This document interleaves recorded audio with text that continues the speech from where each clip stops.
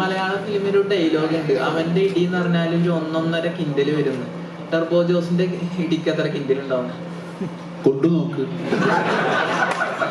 അല്ലെങ്കിൽ കണ്ടു നോക്ക്. രാജ്ബി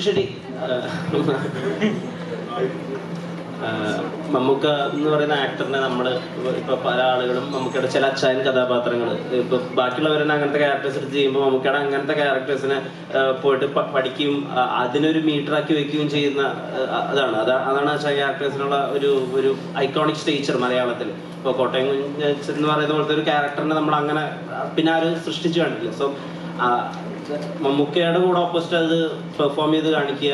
നിങ്ങളും ആദ്യമായിട്ടാണല്ലോ അങ്ങനെ കൊമേഴ്ഷ്യലി ആയിട്ടുള്ള ഒരു വില്ലനായിട്ട് എത്തുന്നത്. മമ്മൂക്കയെ നമ്മൾ കുറച്ച് കാലത്തിന് ശേഷമാണ് ഇത്രയും കൊമേഴ്ഷ്യൽ ആയിട്ടുള്ള ഒരു പ്രൊട്ടഗോണിസ്റ്റ് ആയിട്ട് കാണുന്നത്. സോ എന്തൊക്കെ പുതിയത് കൊമേഴ്ഷ്യൽ സിനിമയെ പറ്റിയിട്ട് മമ്മൂക്കയിലൂടെ മനസ്സിലാക്കി? Everything I learned here is new. നമ്മുടെ വൈശാഖ് സാറുടെ techniques or the way Mithun has written or for example, the first day I went, I was a little scared because of the language. എനിക്ക് മലയാളം അറിയും, പക്ഷെ അവരുടെ മുമ്പ് സംസാരിക്കുമ്പോൾ കുറച്ചും കൂടി ബുദ്ധിമുട്ടുണ്ട്. അപ്പോൾ എനിക്ക് കുറച്ചും കൂടി ഇന്റിമിഡേറ്റ് ആയി. എൻ്റെ ഡയലോഗ് ഫ്ലോ കുറച്ചും കൂടി മാറി. Then he said the same dialogue in his flow. The moment he said, I was like, why did I think in this way? Then, like, I was so comfortable because I knew that he's not judging me, and and the unfortunate thing was he didn't have dialogue. He had to look at me. That was much more scary. I feel like a dialogue. He's just looking at me. I need to tell him. I'm like, okay. But the moment he gave me the flow, I could actually hold on to the scene. So then I knew that there is a lot to learn in the commercial space that bridge cinema makers or indie filmmakers need to learn. The way they write, the way they approach Vishnu Sharma's camera angle, the way Sir performed, or Vaishak, how he ideated the scene and everything. That I think I really say it's a film school to me. But they paid me the fees, that's all.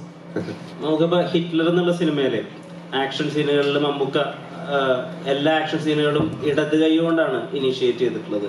ആ cinema കണ്ടാൽ അറിയാം. നമുക്ക് അത് effort എടുത്തിട്ട് എല്ലാം action തുടങ്ങുന്നത് ഇടത് കൈ കൊണ്ടാണ്.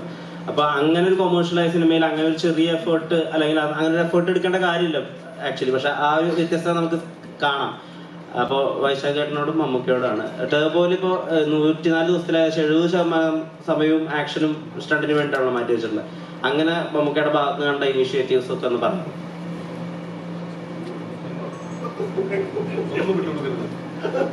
ഒന്നാമത് ഇവരൊന്നും പറയാൻ സമ്മതിക്കില്ല.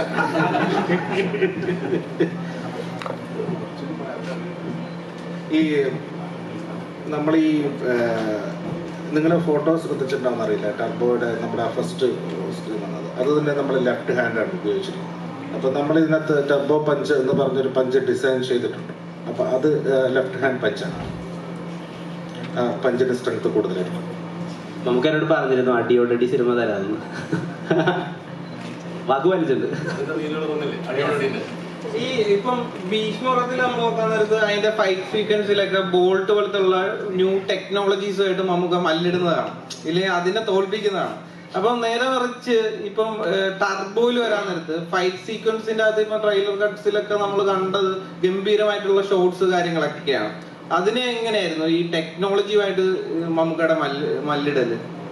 നമുക്ക് ടെക്നോളജിയുമായി മല്ലിടേണ്ട കാര്യമില്ല. വളരെ നല്ല ധാരണ ടെക്നോളജിയിലുള്ള ആളാണ്, നമുക്ക് പറഞ്ഞു തരും. അപ്പൊ ഇതിൽ നമുക്ക് ഉപയോഗിക്കാൻ പറ്റുന്ന ഇപ്പൊ സാധ്യമായിട്ടുള്ള ഒരു പരമാവധി എത്തിക്കാവുന്ന എല്ലാ ടെക്നോളജികളും എല്ലാ എക്യുപ്മെന്റ്സുകളും ഉപയോഗിക്കാൻ ശ്രമിച്ചിട്ടുണ്ട്. അതൊക്കെ കമ്പനി പ്രൊവൈഡ് ചെയ്തിട്ടുണ്ട്. അപ്പോൾ അത് വെച്ച് നമുക്ക് ചെയ്യാവുന്ന ഒരു ബെസ്റ്റ് കൊടുക്കാൻ പറ്റിയെന്നാണ് വിശ്വാസം. കണ്ടു നോക്കും.